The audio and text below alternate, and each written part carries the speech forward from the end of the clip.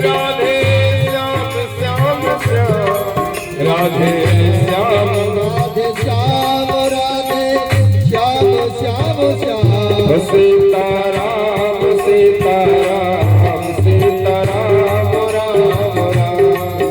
राधे राधे, जय श्री कृष्णा।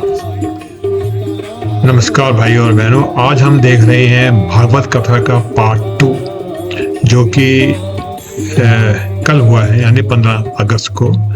तो आइए चलते हैं भागवत कथा पार्ट 2 पे, कि आज का विषय है मेहंदी ऑफ कृष्णा एंड राधा। तो आइए चलते हैं भागवत कथा पर। सखाओं ने कहा कि लाला, ये मथुरा नगरी बड़ी सुंदर नगरी है, बड़े बड़े लोग यहाँ रहते हैं। और देख लाला, पराये देश आए हैं, हमारे पास तो सुंदर कपड़े भी नहीं, हमारी हंसी होगी। इसलिए लाला, अगर सुंदर सुंदर वस्त्र मिल जाए तो बड़ा आनंद आ जाएगा। कन्हैया गए सखाओं को लेकर के धोबी के पास। और वो धोबी कौन था? वो कंस का धोबी था, जो कंस के कपड़ों को धुआ करता था। अब वो कंस का धोबी है तो थोड़ा बहुत अभिमान रहेगा ही। कंस के धोबी के पास में गए और कहा कि भैया, आप हमारे मामा जी की धोबी है। बोले कौन मामा? राजा कंस जो है ना, वो हमारे मामा है। धोबी को इनकी दशा को देख करके उसे विश्वास नहीं हुआ, भरोसा नहीं। कहा तो राजा कंस और कहा तो गाँव की कुंवारियां, और कहते हो मेरे मामा है, भाग जाओ यहाँ से। भगवान ने कहा कि ऐसे नहीं मानेगा। एक थप्पड़ लगाया उसका, उद्धार किया धोबी का, और सुंदर कपड़े पहनाए, सुंदर वस्त्रों को पहन करके दर्जी के पास गए। और दर्जी से कहा कि महाराज, इनको थोड़ा सा हमारे नाम की बना दे, क्योंकि मामा कंस के हैं, तो हम छोटे छोटे कुंवारियों गाँव के, और कपड़े बड़े पड़ रहे हैं। तो दर्जी ने कपड़ों को बनाया और सुंदर वस्त्र पहन करके। अब सखाओं ने कहा कि लाला, कपड़े तो पहन लिए, वस्त्र मिल गए, माला भी पहन ली, मगर ब्रजवासी की पहचान केवल चंदन से होती है। ब्रजवासी होगा उसके वस्त्र पर चंदन अवश्य। लाला, अगर चंदन मिल जाए तो बड़ा आनंद आता है, फिर तो हम भी काऊ तो कमनाए। सामने से देखा मेरे गोविंद ने कि 3 जगह से पीड़ित थी। कुब्जा नाम की एक स्त्री कंस के लिए केसर चंदन लेकर के जाया करती थी। उस कुब्जा को आता हुआ जब गोविंद ने देखा तो गोविंद ने दूर से आवाज लगाई और उस कुब्जा से कहा, अरे ओ सुंदरी। और ये सुंदरी कह करके कुब्जा को बुलाया। अब कुब्जा ने विचार किया कि इतना समय हो गया मुझे मथुरा में रहते रहते, आज तक कभी मुझे किसी ने सुंदरी कह करके नहीं बुलाया, मगर आज ये कौन है जो मुझे सुंदरी कह करके बुलाया? कुब्जा ने जैसे ही सर उठा करके देखा, श्यामली शिरोनी सूरत मेरे गोविंद सामने खड़े हुए थे। भगवान ने आकर के अपना पहला एक पैर कुब्जा के पैरों के ऊपर रखा और दूसरा हाथ कुब्जा के कमर के ऊपर रखा।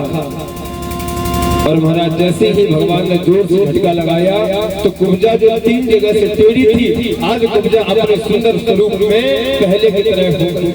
भगवान ने कुब्जा का उद्धार किया, सुंदर स्वरूप दिया कुब्जा को।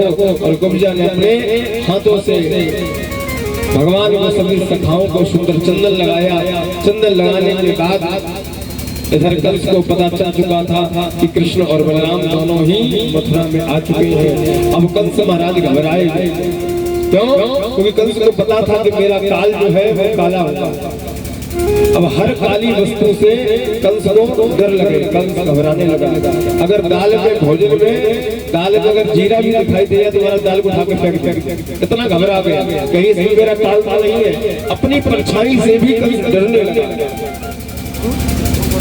मगर सैनिकों ने आकर के कहा कि राजन आप घबराओ मत, हमने बहुत बड़ी एक योजना बनाई है। बोले क्या? बोले एक इतनी बड़ी रणभूमि बनाई है और उस रणभूमि में मुश्किल चारों जैसे मल्ल पहलवानों को मैंने बुलाया है। बड़े बड़े पहलवान जब रंगभूमि में कृष्ण बलराम को ललकारेंगे और कृष्ण बलराम जब उनसे युद्ध करेंगे तो दोनों ही भाई मारे जाएंगे। आप चिंता मत कर।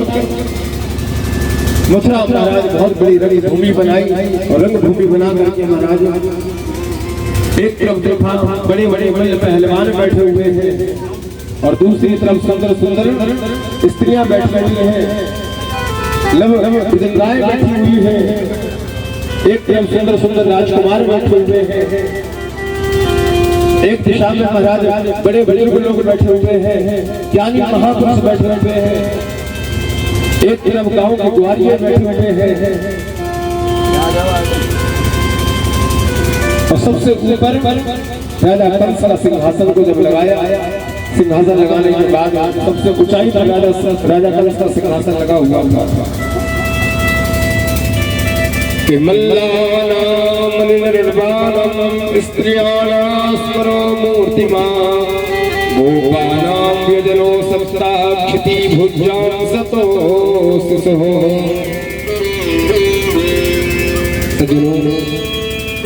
कृष्ण एक कृष्ण एक मगर कृष्ण को देखने वाले वहां अनेक लोग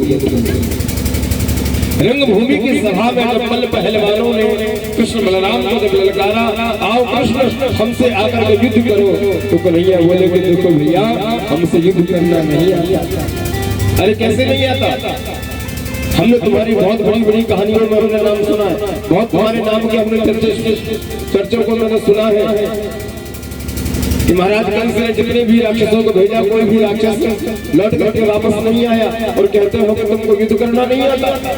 कन्हैया बोले कि देखो भैया मैं सच बता रहा हूँ कि मामा ने जितने राक्षस भेजे ना सब पहले से ही मरे मराए थे, एक थप्पड़ लगाओ तुरंत मर जाते। कन्हैया बोले कि भैया हमसे लड़ना नहीं आता। मल्ल पहलवानों ने कहा कि तुमको तो हमसे युद्ध करना ही पड़ेगा। भगवान ने सबसे पहले जाकर के शिव जी ने जो कंस को जो धनुष दिया था, उस धनुष को जैसे ही तोड़ा तो अब कंस को निश्चित हो गया कि अब मेरी मृत्यु निकट आ रही है। रंगभूमि में जैसे ही कृष्ण बलराम आए तो नव स्त्रियां जो बैठी हुई थी, उन्होंने जब कृष्ण को देखा तो बड़ा सुंदर स्वरूप था, तो उनको भगवान कामदेव के समान दिखाई दे रहे। और जो बड़े बड़े जो सुंदर सुंदर जो राजकुमार बैठे हुए हैं, उनको कन्हैया राजकुमार के रूप में दिखाई देते।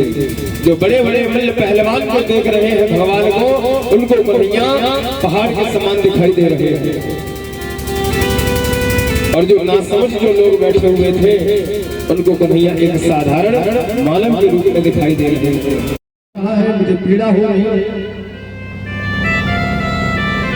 सज्जनों, जब तक व्यक्ति के साथ में वो दुख वो दर्द नहीं गुजरता ना, उस समय जब स्वयं के साथ जब तक नहीं गुजरता, तब तक वो व्यक्ति दूसरे के दुखों को वो समझ नहीं सकता।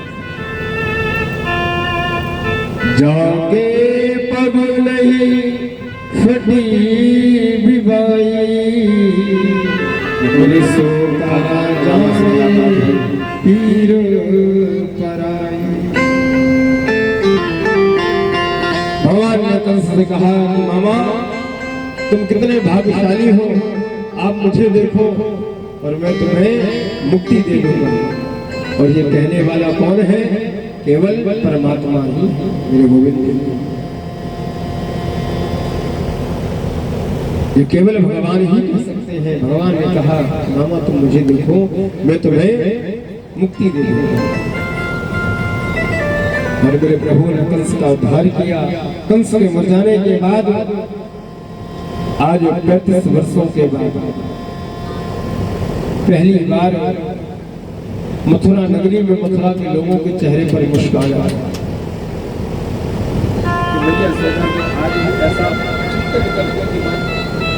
कंस के मर जाने के बाद नंद बाबा आए और कहा कि लाला अब तो तेरा काम पूरा हो गया, अब तू चल वृंदावन वापस।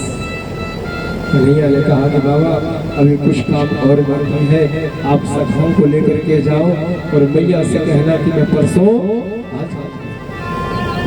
परसों में पक्का वृंदावन आ जाऊंगा। और परसों की कह करके कन्हैया ने नंद बाबा सखाओं को वृंदावन वापस भेज दिया, मगर स्वयं वृंदावन वापस नहीं गए। भगवान स्वयं वृंदावन, कृष्ण मथुरा में रहते और वहीं से शांतिप्रिय मुनि आश्रम में विद्या अध्ययन करने के लिए गए। सुदामा नाम के ब्राह्मण है जिनसे भगवान की मित्रता हुई, भगवान का युद्ध गोविंद संस्कार हुआ आश्रम में। विद्या अध्ययन करके भगवान जब लौट करके कन्हैया आए मथुरा में, वसुदेव जी ने उद्धव से कहा, उद्धव कौन है? बृहस्पति के शिष्य हैं जो बड़े विद्वान हैं, बड़े ज्ञानी हैं। और जो उद्धव है तो उद्धव प्रेम की भाषा को नहीं समझते और ना ही प्रेम की भाषा को मानते। इनको केवल अपनी बुद्धता के ऊपर घमंड कि मैं बहुत बड़ा विद्वान हूं, बृहस्पति के शिष्य हैं। वसुदेव जी ने उद्धव से कहा कि उद्धव सिमरन, उद्धव से कहा कि उद्धव तुम जाओ और जा करके कन्हैया से पूछो कि जब से कन्हैया मथुरा में आई है तब से ये उदास क्यों रहते हैं, क्या बात है? पेट भर के भोजन भी नहीं करते। जाकर के पूछो क्या व्यवस्था में कोई कमी है, हमें वो बताएं। मगर जब बार बार कृष्ण कंस की महलों की अटारी पर चढ़े हुए थे और वहां देखा कि एक छोटी सी एक खिड़की है और उसी खिड़की से कन्हैया देख रहे हैं कि कन्हैया का वृंदावन दिखाई दे रहा, वृंदावन दिखाई देता, यमुना जी का किनारा दिखाई देता। और कन्हैया वृंदावन को याद करके अपने मैया यशोदा को याद करके खड़े खड़े वहीं पर रो रहे थे। उद्धव जी ने आकर के जब देखा, कहा कि कृष्ण जैसे कहा कि कृष्ण क्या बात है, तुम इतने उदास क्यों हो? क्योंकि उद्धव जो है ये श्री कृष्ण के परम मित्र, कृष्ण उदास क्यों हो?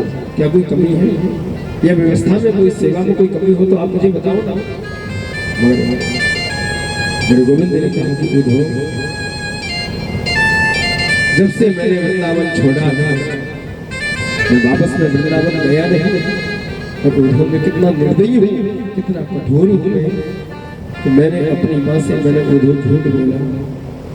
और उद्धव ये ब्रजवासी है ना, इतने सीधे हैं कि मैं इनसे कुछ भी कह देता, ये मेरी सारी बातों को मान लेते, कभी मुझसे कुछ पूछते नहीं। मगर मैंने उद्धव अपनी माँ से झूठ बोला, इन ब्रजवासियों से झूठ बोला, परसों जो कह करके आज परसों बीत गए मगर मैं वृंदावन वापस नहीं गया। उद्धव क्या तुम मेरा एक काम कर सकते हो? क्या काम है बताओ। उद्धव तुम्हें बस वृंदावन जाना है और वृंदावन जाकर के मैया यशोदा को मेरा समाचार देना और उनसे कहना कि कृष्ण को बड़ी याद आती है। और गोपियों को भी मेरा समाचार देना, कहना कि कन्हैया सबको याद करते हैं।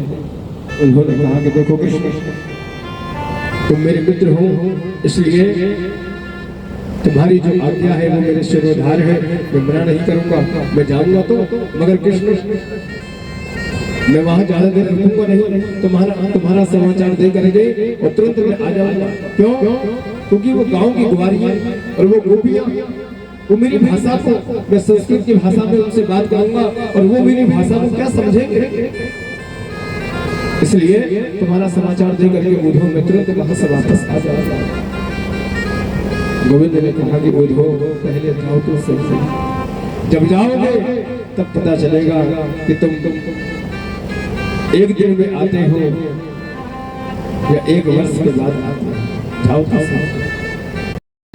बाजत पीर कछोटी वाछन को रस खान बिलोकत भारती काम कलानिधि कोटि। और काग के भाग को का कहे हरि हाथ से ले गयो माखन रोटी। काग के भाग को का कहिए, हरि हाथ से ले गयो माखन रोटी। उस कौवे के भाग को मैं क्या बताऊं, हरि के हाथों से रोटी छीन करके ले गया। उद्धव जी ने सारी बातों को बताया। भैया सौदा में ढेर सारी सामग्रियां हैं। अब उद्धव जी गए और जाकर के गोपियों से मिले और गोपियों से कहा, जाकर के पागल हो, जरासंध से शिकायत। और ऐसे उस गोविंद से और तुमने उनसे मन बनाई, उनसे तुमने प्रेम किया, और वो तो छलिया था, वो आपको छल करके वो चला गया। इसलिए गोपी, ये प्रेम जो होता है ये कुछ नहीं है। प्रेम के बंधन से मुक्त होकर के बाहर निकल करके अपने मन को अपने घर के कार्य में लगाओ, अपने पतियों की सेवा में लगाओ। मगर गोपियों ने कहा कि उद्धव मन न रहे 10-20, एक हटो तो गयो श्याम संग, अब को आराधे उद्धव मन रहे न 10-20।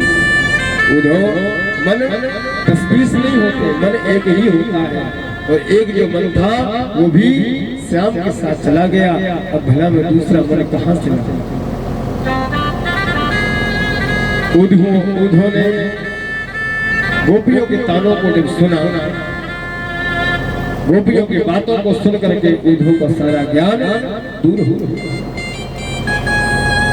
बातों को सुन करके सीधा उद्धव मथुरा के तरफ जाने लगा कि उद्धव सुधो है चलो और सुन गोपिन के बोल, ज्ञान बजाई डुमडुमी और प्रेम बजायो ढोल, ज्ञान बजाई डुमडुमी और प्रेम बजायो ढोल।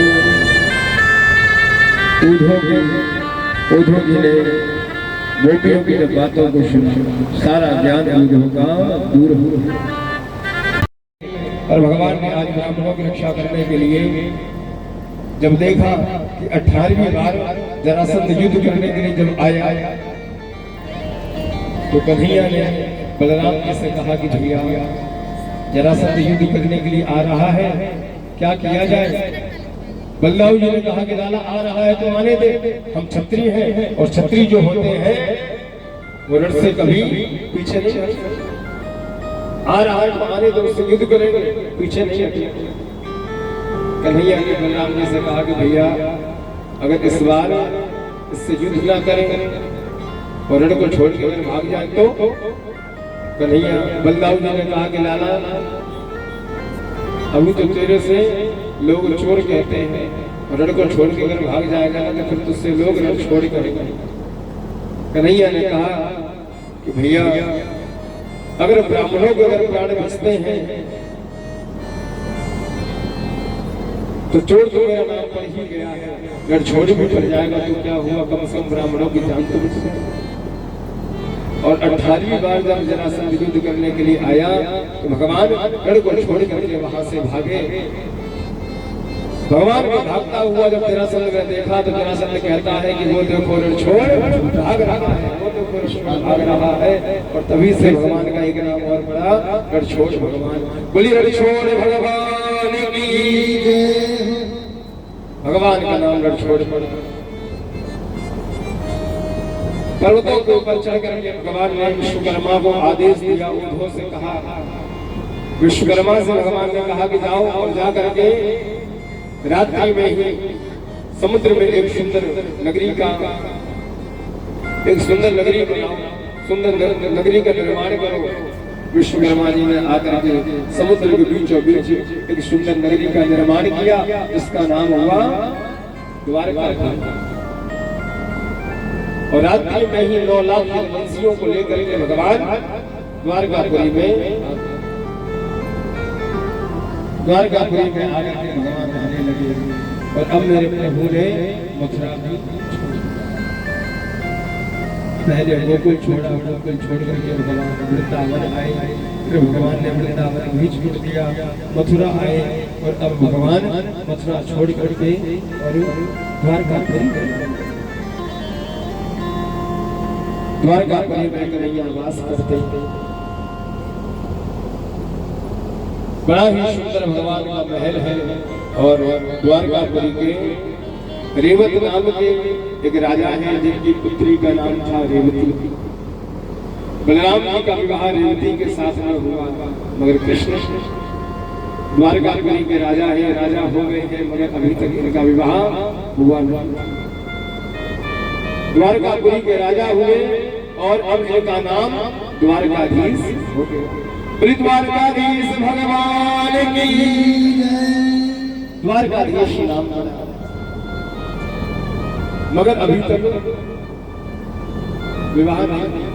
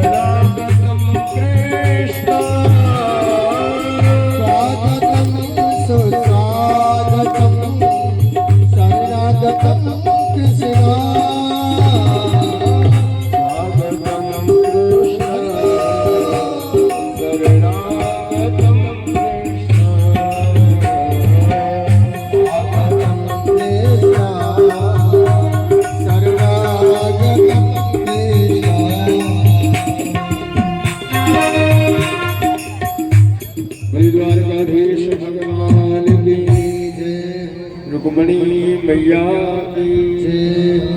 आप सभी लोग बैठ जाए तो ज्यादा अच्छा लगेगा। को देख करके मुस्कुरा है ना, रुक्मणी जी भी देख देख करके मुस्कुरा रहे हैं, मन मन भावे बड़ी हेला। अच्छा, फूलों को क्या अर्थ होता है? मैं पहलाती हूँ तुमको फूल और तुम मत जाना मुझे भूल है। आइए सबसे पहले माता रुक्मणी द्वारकाधीश भगवान को माला पहनाए, उसके बाद द्वारकाधीश माला पहनाए। सबसे पहले माता रुक्मणी। मंगलम भगवान विष्णु मंगलम तत्कथामृतम मंगलम चास्य वक्तारो सुतारश्यापि मंगलम।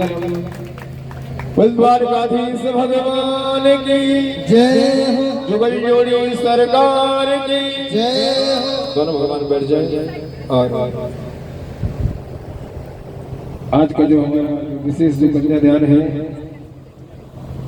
विनय अग्रवाल जी की तरफ से, और अभी तक के जो हमारे यजमान जो बने हैं इस कथा में सागर के माता रुक्मणी कन्यादान करें बड़े भाव के साथ में। और हमारे पार्षद जी की तरफ से 500 रुपए का कन्यादान, एक बार जोरदार तालियां के लिए। अरे कम से कम तालियां तो बजा लो।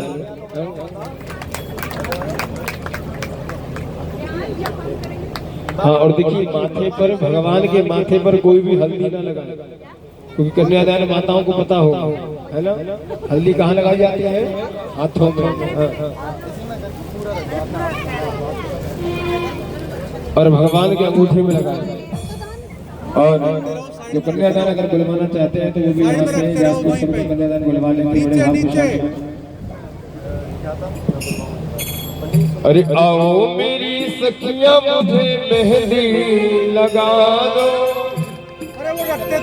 और मेहंदी लगा दो मुझे सुंदर सजा दो, मुझे श्याम सुंदर की दुल्हन बना, ओ मुझे श्याम सुंदर की दुल्हन बना दो, मुझे श्याम सुंदर की दुल्हन बना दो, मुझे श्याम सुंदर की दुल्हन बना दो।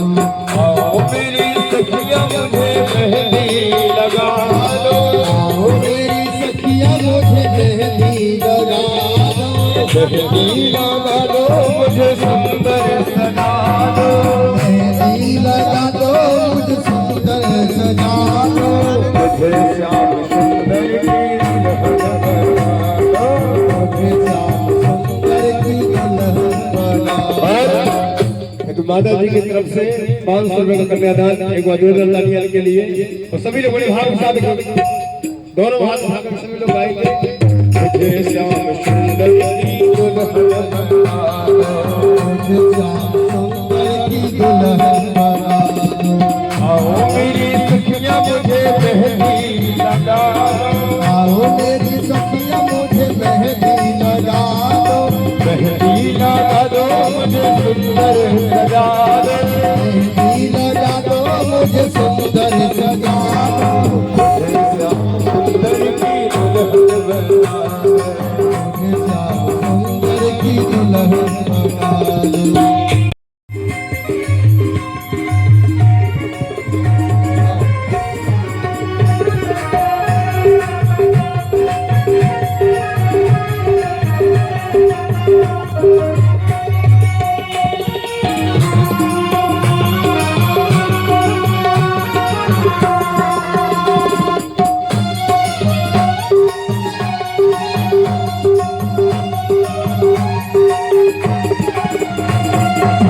सत्संग में मेरी बात चलाए, सत्संग में मेरी बात चलाए, सत्संग में मेरी बात चलाए, सत्संग में मेरी बात चलाए, सतगुरु ने मेरी कीनी सगाए, सतगुरु ने मेरी कीनी सगाए, सत्संग में मेरी बात सत्संग में मेरी बात चलाई, सतगुरु ने मेरी कीनी सगाई, उनको बोला कि उनको बोला कि हक लेवा तो करा, उनको बोला कि हक लेवा तो करा, उनको बोला कि हक लेवा तो करा, मुझे श्याम सुंदर की दुल्हन बना दो, मुझे श्याम सुंदर की दुल्हन बना दो। आओ मेरी सखियां मुझे मेहंदी लगा दो, आओ मेरी सखियां मुझे मेहंदी लगा दो, मेहंदी लगा दो मुझे सुंदर सजा दो, मुझे श्याम सुंदर की दुल्हन बना दो, मुझे श्याम सुंदर की दुल्हन बना दो।